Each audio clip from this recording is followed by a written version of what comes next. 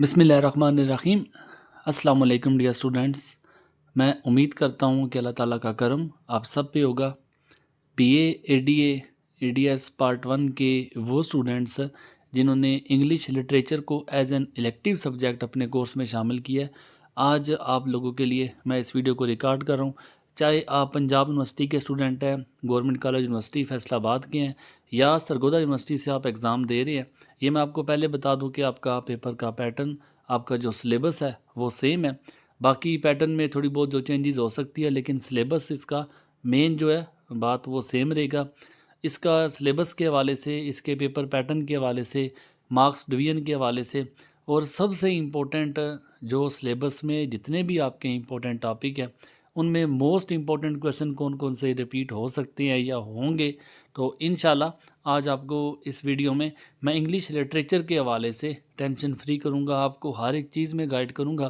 तो चल के सबसे पहले इसके सिलेबस से आगाही लेते हैं, और इसमें जो पेपर का पैटर्न है उसमें मैं आपको जो लेटेस्ट पेपर है 2025 का, या इसका जो पेपर पैटर्न समझाने के लिए पेपर भी दिखाऊंगा। लेकिन उससे पहले आप अपने सिलेबस को समझ ले कि जो बच्चे फ्रेश स्टूडेंट हैं उनको इस चीज़ का आइडिया नहीं होता, ख़ास तौर पे वो बच्चे जो प्राइवेट स्टडी कर रहे होते हैं, तो उन बच्चों के लिए सिलेबस से काफ़ी कुछ हेल्प मिल जाती है। पेपर ए जो आपका ये इंग्लिश लिटरेचर का, पेपर बी आपका इंग्लिश लिटरेचर का वो आपका पार्ट 2 में होगा। अब पेपर ए जो आपका 100 मार्क्स का होगा। 100 मार्क्स में जो आपका सिलेबस है वो आप याद रखें कि सबसे पहला टॉपिक आपके पास आता है a selection of short stories का। शॉर्ट स्टोरीज़ टोटल आपकी 10 है, और कौन कौन सी हैं विद आथर नेम इसमें सामने लिखे हुए हैं, तो ये आपने याद रखना है। आपकी जो 10 ये शॉर्ट स्टोरीज शामिल हैं। उसके बाद जो दूसरा पार्ट आता है उसमें सिलेक्टेड शॉर्ट प्लेज है। अब ये प्ले जो है टोटल 5 होंगे, 5 शॉर्ट स्टोरीज होंगी और 5 प्ले हो गए, ये आपके सिलेबस का हिस्सा। उसके बाद एक नावल है जॉर्ज ऑलिवर का, ये नावल एनिमल फार्म के नाम से है। बाकी 3 चीज़ें आपकी रिपीट हो चुकी है। शॉर्ट स्टोरीज़ 10 आपको बताई हैं, प्लेज आपके 5 बताए हैं, और एक आपका नावल एनिमल फार्म के नाम से। ये आपका टोटल सिलेबस है। अब इस सिलेबस की जो मार्क्स डिवीजन है आप अगर देखें, यही मार्क्स डिवीजन तीनों जो यूनिवर्सिटीज़ के स्टूडेंट हैं वो फॉलो करेंगे। जो शॉर्ट स्टोरीज से जो आप देखें, ये शॉर्ट स्टोरीज आपको टोटल 10 की स्ट्रेंथ में है, इनमें से क्वेश्चन रिपीट होंगे। किसी भी शॉर्ट स्टोरी से कोई भी क्वेश्चन रिपीट हो सकता है। अब देखें, इसके जो मार्क्स हैं वो 40 मार्क्स का क्वेश्चन होगा। आप याद रखना, पेपर में आपके 5 क्वेश्चन होंगे। ये बात मेरी गौर से सुने, 5 क्वेश्चन होंगे, हर क्वेश्चन पेयर के साथ आएगा। पेयर मतलब जोड़े के साथ है। क्वेश्चन नंबर 1 है, तो क्वेश्चन नंबर 1 के 2 पार्ट होंगे, ए पार्ट और बी पार्ट। आपने उन दोनों में से किसी एक को चूज़ कर सकते हैं। फिर इसी तरह क्वेश्चन नंबर 2 है, उसमें 2 पार्ट है।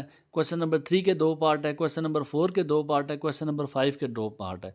अब हर पार्ट में से आपने कोई एक क्वेश्चन आपने चूज़ करना होगा। तो आपके टोटल क्वेश्चन आपने 5 लिखने हैं। अब ऐसा नहीं हो सकता कि आप किसी एक क्वेश्चन से दोनों पार्ट अटैम्प्ट करें, आप बोले मैंने ये 2 मेरे क्वेश्चन होंगे। हर पार्ट से आपने एक ही, हर क्वेश्चन से आपने एक पार्ट ही अटैम्प्ट करना होगा। हर क्वेश्चन आपका 20 नंबर का होगा। इस तरह आपके टोटल मार्क्स जो बनेंगे वो 100 बनेंगे। अब जो स्टोरी से रिपीट होगा आपने याद रखनी है, 4 क्वेश्चन आपके शॉर्ट स्टोरी से आएंगे, और इसके बाद 4 क्वेश्चन आपके इस प्ले से आएंगे, और 2 क्वेश्चन आपके एनिमल फार्म से बताए हैं। क्या मैंने बताया, ये 4 आपके क्वेश्चन शॉर्ट स्टोरी से होंगे, 4 क्वेश्चन आपके प्ले से होंगे, और 2 क्वेश्चन जो होंगे वो एनिमल फार्म से। ये मैं आपको वो बता रहा हूँ जो लेटेस्ट इसका पेपर का पैटर्न है। अब ये हो सकता है यूनिवर्सिटी इसका पेपर का पैटर्न चेंज भी कर दे। तकरीबन 90-95% चांसेस हैं कि ऐसा नहीं होगा, लेकिन फिर भी आप अपने माइंड में लाजमी इसे रखिएगा कि हो सकता है यूनिवर्सिटी जो क्वेश्चन की रद्दोबदल है वो चेंज भी कर सकती है। हो सकता है 6 क्वेश्चन आपके शॉर्ट स्टोरी से मिल जाएं, या 2 क्वेश्चन आपको प्ले से दे, 2 क्वेश्चन आपको एनिमल फार्म से दे, या ऐसा भी हो सकता है कि एनिमल फार्म जो नावल है उसमें कोई क्वेश्चन ना रिपीट हो। मैं इसलिए बता रहा हूँ कि कभी यूनिवर्सिटी ऐसा पेपर का पैटर्न चेंज भी कर सकती है, तो आपने ज़हनी तौर पे तैयार रहना है। बाकी जो लेटेस्ट इसका पेपर का पैटर्न है वो मैंने आपको समझाया।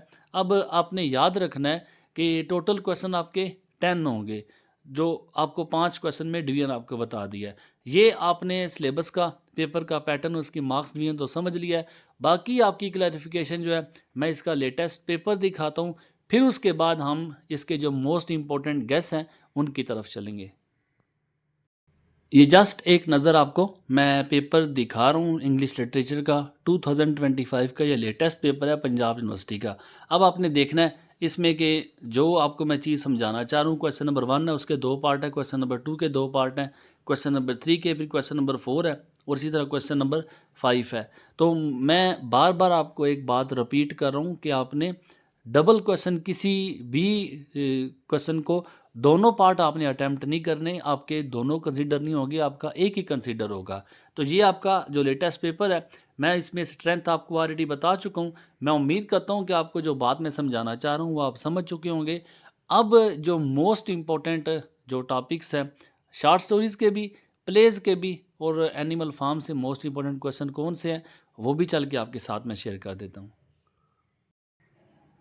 याद रखिएगा कि इस गैस को, इंग्लिश लिटरेचर के गैस को 2025 में जो सप्ली के एग्ज़ाम देंगे वो स्टूडेंट्स भी प्रिपेयर कर सकते हैं। ओवरऑल जो बच्चे एनुअल में एग्ज़ाम देंगे 2026 में, आप स्टूडेंट्स के लिए भी यही गैस होगा। आपने इसी गैस को अच्छे से तैयार करना है। अगर इसमें कोई हेल्प की मेरी ज़रूरत पड़ी तो इंशाल्लाह ताला मैं आपको मज़ीद गाइड भी कर दूंगा। आप कमेंट सेक्शन में मुझसे पूछ सकते हैं अगर आपको किसी बात में परेशानी या कोई डाउट है। तो बाकी आप इसे देखें। जो सबसे पहला टॉपिक है हमारा शॉर्ट स्टोरीज़ का, टोटल आपको मैंने 10 शॉर्ट स्टोरीज़ बताई हैं। कौन कौन से क्वेश्चन रिपीट हो सकते हैं वो आपको मैं शेयर कर देता हूँ। द काइट जो सबसे पहली शॉर्ट स्टोरीज़ है, आप उस शॉर्ट स्टोरी में जो मोस्ट इम्पोर्टेंट क्वेश्चन है वो आपने नोट करने हैं। आप इतने तो पढ़े लिखे हैं ही हैं कि आप इनसे क्वेश्चन को देख सकते हैं, उनको पढ़ सकते हैं। ये देखें, हर बच्चा जो है, ये टोटल क्वेश्चन अगर इसमें 6 बनते हैं तो हर बच्चा जो है हर क्वेश्चन को वो अलग से प्रिपेयर नहीं कर सकता। लेकिन कुछ बच्चों में जिनमें सेल्फ राइटिंग की एबिलिटी होती है वो इसे अलग से प्रिपेयर भी कर सकते हैं। लेकिन अगर कोई ऐसा बच्चा है कि जो बच्चा इन सब क्वेश्चन को सेपरेट तैयार नहीं कर सकता, तो उन बच्चों के लिए मैंने हर शॉर्ट स्टोरी का जितने भी क्वेश्चन बनते हैं एक आंसर बनाया है, एक मल्टी आंसर है, उसे मैंने यूट्यूब पे अपलोड भी कर रखा है, आप उसे देख भी सकते हैं। तो जो आपको शॉर्ट स्टोरीज जितनी भी हैं टोटल 10 है, तो उसके मोस्ट इंपॉर्टेंट क्वेश्चन देख सकते हैं। जो अलग से तैयार कर सकते हैं वो इसे अलग से भी तैयार कर सकते हैं। लेकिन अगर कोई ऐसा बच्चा जो बच्चा इन सब क्वेश्चन को तैयार नहीं कर सकता, सेपरेटली तैयार नहीं हो सकते उससे, तो उन बच्चों के लिए मैं एक मल्टी आंसर जो सोल्यूशन अपलोड किया हुआ भी है, आप वहाँ से भी देख सकते हैं।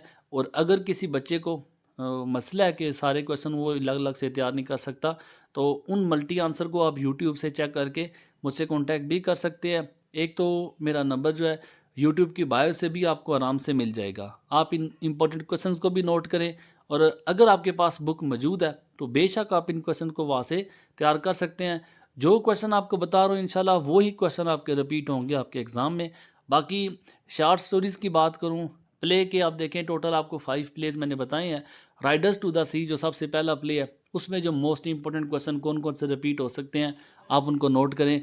अगर प्ले की बात करूं तो प्ले में भी जो मोस्ट इम्पोर्टेंट क्वेश्चन है उनका एक ही मल्टी आंसर है। जितने आपके 5 प्लेज हैं, 10 शॉर्ट स्टोरीज़ हैं, हर एक प्ले का, हर एक शॉर्ट स्टोरी का एक मल्टी आंसर आप वहाँ से नोट कर सकते हैं। इंशाल्लाह ताला मैं आपको इस बात की उम्मीद दिलाता हूँ कि जो काम भी आपके साथ मैं शेयर करूँगा, जो काम भी दूंगा आपको, वो आपको अच्छे मार्क्स भी दिलवाएगा। उसमें कोटेशंस भी शामिल की हुई हैं। और इसके अलावा जो लास्ट में एनिमल फार्म नावल है, शॉर्ट स्टोरीज़ और प्लेज़ के आपको मल्टी आंसर मिल जाएंगे, आप वहाँ से देख सकते हैं। बाकी जो एनिमल फार्म है इसके मल्टी आंसर आपने तैयार नहीं करने। इनमें से कौन कौन से मोस्ट इंपॉर्टेंट क्वेश्चन है, एनिमल फार्म से 2 क्वेश्चन लाजमी रिपीट होते हैं। अब इसमें देखें आप, जो इम्पोर्टेंट क्वेश्चन है इनको आपने यहाँ से नोट कर लेना है, इनको आपने अच्छे से प्रिपेयर करना है। ये सारा कुछ एक ही सोल्यूशन जो है पार्ट 1 लिटरेचर का, मैं इससे पहले इंग्लिश लैंग्वेज का भी शेयर कर चुका हूँ। आपने अगर इसे इलेक्टिव रखा है तो आप इंग्लिश लैंग्वेज भी आपने पेपर अटैम्प्ट करना होगा, आप वहाँ से भी हेल्प ले सकते हैं। उनके भी सोल्यूशन इसी तरह, हर शॉर्ट स्टोरी है, हर प्ले है या पोइम्स हैं, सबके मल्टी आंसर स्टेंजा भी है, मल्टी आंसर नोट्स भी है, मल्टी आंसर सारा कुछ मैंने विद कोटेशन ऐड किया है। कोटेशन ऐड करने का मकसद ये था कि बच्चों को उसमें अच्छे से अच्छे मार्क्स मैं दिलवाऊं। तो ये सारा इंग्लिश लिटरेचर का सिलेबस, उसका पेपर का पैटर्न, उसकी मार्क्स डिवीजन, उसका जो गैस है, अपनी तरफ से मैंने कोशिश की है, एक एफर्ट की है, एक मेहनत की है कि हर एक चीज़ जो ऑथेंटिक है और मोस्ट इम्पॉर्टेंट और मोस्ट रिपीटेड है वो स्टूडेंट्स के साथ शेयर करूं, ताकि उनकी जो एक तो तैयारी है वो भी अच्छी हो जाए। बाकी मज़ीद किसी हेल्प के लिए, मज़ीद अगर आपको किसी चीज़ में गाइडलाइंस चाहिए तो आप मुझसे व्हाट्सएप पे कांटेक्ट भी कर सकते हैं। आपको इंग्लिश लैंग्वेज या किसी और सब्जेक्ट का जो भी मोस्ट इम्पॉर्टेंट पीडीएफ अगर आपको चाहिए तो मैं कोशिश करूंगा कि आपको जितने भी सब्जेक्ट में फैसिलिटेट कर सकता हूं आपके साथ मैं वो ज़रूर शेयर करूंगा। आपको अल्लाह ताला कामयाब करे, अल्लाह ताला आप सबका हामी नासर हो। मेरी तरफ से आपको बेस्ट विशेस दुआ में याद रखिएगा। जज़ाकल्लाह। अल्लाह हाफिज़। अस्सलाम वालेकुम।